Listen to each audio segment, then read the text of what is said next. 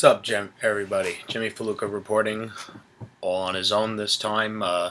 Just wanted to do a little quick video. I was talking with my online buddy Thomas James, and he had a request from me, and he asked me instead of doing my usual bit to just talk about things I'd like to see happen in the next 5 weeks leading up to SummerSlam, and possibly what could fix the now, as he put it, instead of worrying about the past.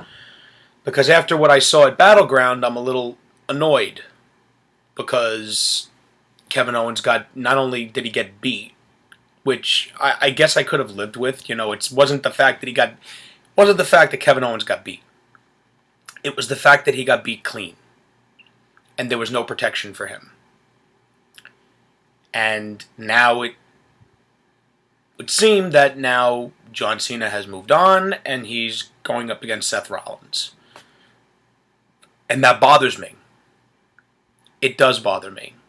And I'm not trying to get in on the past, but to me it just adds Kevin Owens to that long list of guys who got hot, that people were interested in, and after battling with Cena, may have gotten a win off of him. Very few of them got any wins that were clean. Kevin Owens included. He did get a clean victory, which I savored that morsel. But then he lost 2 in a row. And at Battleground, he not only lost, he submitted. At some point, WWE's got to stop feeding these younger guys to the establishment. It's not just Cena. If he would have lost clean to Randy Orton 2 in a row, I would be pissed. If he would have lost 2 in a row to The Undertaker, I'd be pissed. Brock Lesnar, Triple H, you guys get the idea. These guys that have had their time, but yet they're beating all of these guys that need the push. The Kevin Owens, the Bray Wyatts, the Roman Reigns, the Seth Rollins, the Dean Ambroses of the world. Dolph Ziggler, a guy that I have no reason to believe in him, but yet every time he comes out and he gets that good reaction, suckers me in saying, you know what? I still care about him. Cesaro. Need I say more? What annoys me with Cesaro is that a lot of people are talking him up now, but the guy was always that good in the ring. He's not doing anything different now than he was a year and a half ago. The only difference between now and then is that he's being given more ring time. You put Cesaro and Kevin Owens in a match on Monday Night Raw and you give them 15-20 minutes, they're going to be the best match on the card. Nothing else is going to be able to top it. Unless Randy Savage rises from the grave and challenges Ricky Steamboat, nothing's going to top it. But let me get on with the reason I'm doing this video is to answer my friend Tom's question. Tom, hope you're watching. No hard feelings, as usual. SummerSlam. And I'll start from the top. I'm not going to waste any time. Undertaker and Brock Lesnar. I'm ecstatic Undertaker is back. I love the guy. And for all that old man talk that people were laying on him, you guys look pretty stupid now because that segment on Monday was probably the best segment on Raw in a while. Nothing else on that show was better than the Undertaker and Brock Lesnar trying to tear each other apart, with the entire Raw roster having to separate those two men, and then it spilled into the back, which is even better because you don't see that often. What I would like to see happen is that at some point in their match, regardless of who wins, because I really don't care who wins as long as I get this result, Sting has to show up and somehow get involved. And that involvement infuriates The Undertaker because he's made it very clear that he feels Brock Lesnar has to be dealt with by him, because it was the ending of the streak that started this entire run of Brock Lesnar running roughshod. So The Undertaker feels that it's his responsibility to rid the WWE of Brock Lesnar in a kayfabe sense. I would like to see Sting get involved, and The Undertaker gets pissed that Sting would have the audacity to rob him of his once-in-a-lifetime vengeance from Brock Lesnar. And obviously, I would have that lead to their WrestleMania match. In another case, where I don't care who wins. And if anything, you could drag it out as long as possible. You could have it at Survivor Series where Sting is challenging some team, I don't care who it is, a team that you want to give somewhat of a rub to, and Sting can pick any partner he wants, and he picks The Undertaker. Just a regular tag team match. They can do it. And you have them go over. But at the end, Sting challenges him, and The Undertaker refuses. Then at the Royal Rumble, you announce The Undertaker's going into the Hall of Fame. Next night on Raw, he comes out to talk about how, it's his time to go away, and, the induction to the Hall of Fame means the end of his career, and Sting, you just continue to build it up. Sting wants The Undertaker, and it goes on to WrestleMania where they have the match. Makes perfect sense to me. To me, it makes perfect sense. The next thing I'd like to see happen, I am praying to God that all of these rumors of Kevin Owens being relegated below the card is wrong. Because for Kevin Owens to go through all that he's gone through with John Cena just to get bumped down without winning the United States Championship makes no fucking sense. And what I would like to see happen is he has another match with John Cena at SummerSlam. And he wins the United States Championship in the exact same fashion that he won the NXT title. However, whatever reason, you have John Cena do some sort of move where he lands on the back of his head, just like Sami Zayn. He looks like his equilibrium is bad. Kevin Owens just continues to powerbomb him, and he won't stop. Cena can't defend himself. The referee stops the match. And you accomplish two things. Actually, you accomplish three. You put the United States Championship on the guy that deserves it. You keep Cena strong because he didn't get pinned or made to submit, but you're also putting Kevin Owens over because he won the match clean. What's wrong with that? Somebody please explain to me what's wrong with that. And you have Kevin Owens defend the shit out of that United States Championship. And you have him continue to defend that title. But then Kevin Owens would lose that United States Championship at the Royal Rumble. And you could have him lose that title to one of two people, Adrian Neville or Cesaro. It will all make sense, I promise. After he loses, he bumps shoulders with Paul Heyman in the back, and Paul Heyman just scoffs and laughs at him. Brock Lesnar enters the Royal Rumble because he wants to become the WWE Champion. And Brock Lesnar suplexing people left and right, but who comes out? Kevin Owens. Brock Lesnar gets eliminated. But then Kevin Owens kicks Brock Lesnar below the belt and powerbombs him into the apron. Now, Brock Lesnar has a limited schedule. This could also help explain his absence. It leads to a match at WrestleMania. Kevin Owens versus Brock Lesnar. Now, think about this. Kevin Owens has been built up. He's the one that just dethroned John Cena. He's beaten everyone in his path.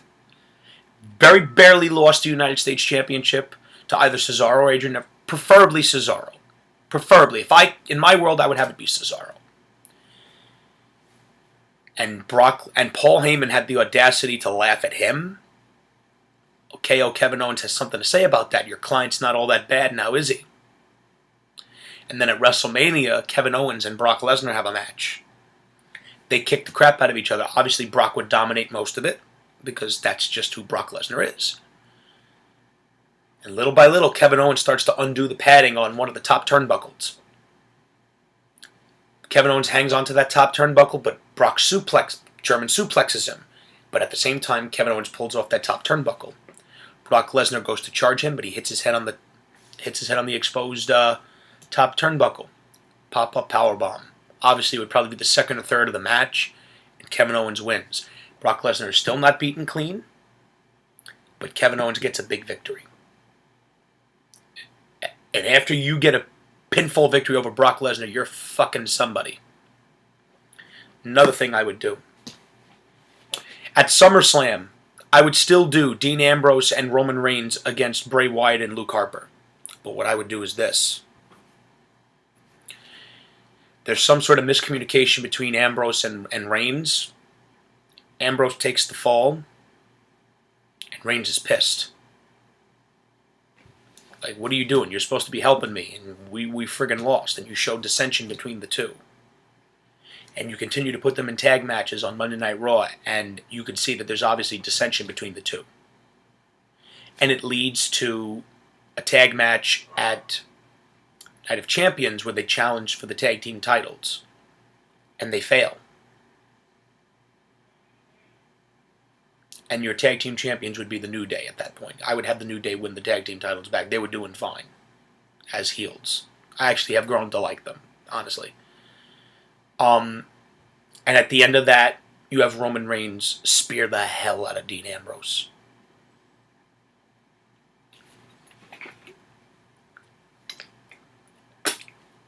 It culminates with Roman Reigns being gifted a match against Sheamus for Sheamus's Money in the Bank briefcase. Roman Reigns would win that briefcase. Seth Rollins would still be the WWE champion because I would not have him lose that belt. His feud with Triple H would continue because I would have Seth Rollins fight Triple H at Night of Champions. But at SummerSlam, I would have him face Kane with the mask, and Seth Rollins would go over clean. At Night of Champions, Triple H would get disqualified. But at the end, I apologize. Triple H would get disqualified. Then at Hell in a Cell, Seth Rollins would have a Hell in a Cell match with Triple H and win. Barely, but he would win.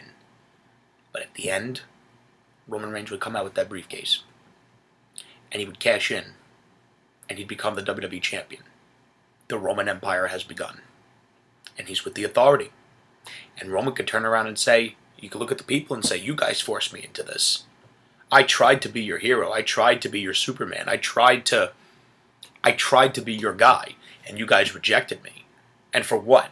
You guys rejected me for a guy who couldn't even stay healthy. You guys rejected me for all these guys that wrestled in high school gyms and flea markets when I'm the real deal. And now I'm the WWE champion. And now you guys have to deal with it. And you have Seth Rollins and Roman Reigns have one good match after another. Because Roman has gotten way better. He would do a good job. But I would do a little something with Dean Ambrose where now he feels dejected. Both his brothers turned on him. He feels made a fool. And you show visuals of Dean Ambrose just walking around cities, going to bars and pool halls, and he just looks despondent. And he looks like he's in very deep thought.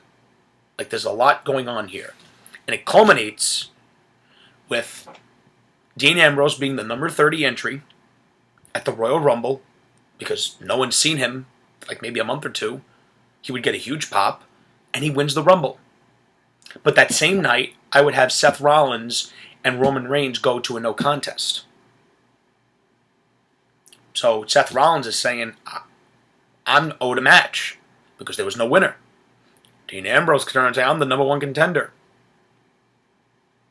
Now you do the Shield triple threat match at WrestleMania. And any of those three guys could win. Also, I would eventually have Adrian Neville become the Intercontinental Champion. And Cesaro would be the one to defeat Kevin Owens for the United States Championship. I would have those guys team up here and there on Raw and SmackDown. But at WrestleMania, you have a unification match. And you could have either guy win that match. And the crowd would be happy because they would put on a stellar match. Give them 15 minutes. And they would outshine almost everybody. When Eric Rowan returns, I would have him join up with Bray Wyatt and Luke Harper. And the Wyatt family would be reunited. 100%. They should have never broke those guys up in the first place. I would have Bray Wyatt continue to have a couple of feuds here and there. I would have him play mind games with some of the fans' favorites. Because you got to get heat on him. Unless they're going to actually turn him where he should be, which is, in the anti-hero role. You got to have him feud with the people that the crowd likes. But what I would do with him is, like I said earlier, him and Luke Harper would go over at SummerSlam, and obviously the issue with Roman Reigns and Dean Ambrose would be done because now those two would be dealing with each other.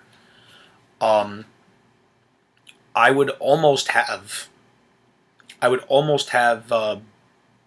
Wyatt, kind of like Undertaker was back in '92, '93, not really going after any titles, but he would go after the monsters and take them down. And it would culminate in the Rumble, where he and Randy Orton would cross paths, and Bray Wyatt and Randy Orton would have a match at WrestleMania, which I think would be a damn good match. And Bray Wyatt would win. Because Bray Wyatt, you have to have a WrestleMania win, and the guy's long overdue. He's a damn good performer. I don't care what anyone says. I enjoy him. I really enjoy him. I mean, I'm trying to think of what else I would like to see. I mean, those are the main stories of the things that I would really like to see happen. I'm trying to think, because like I said, I didn't prepare for this. This is just something I did off the cuff here.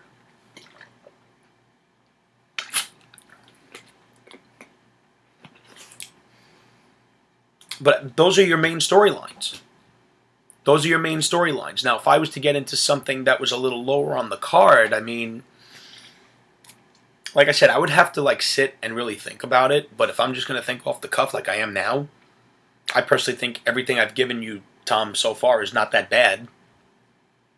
I mean, I don't see anything wrong with it.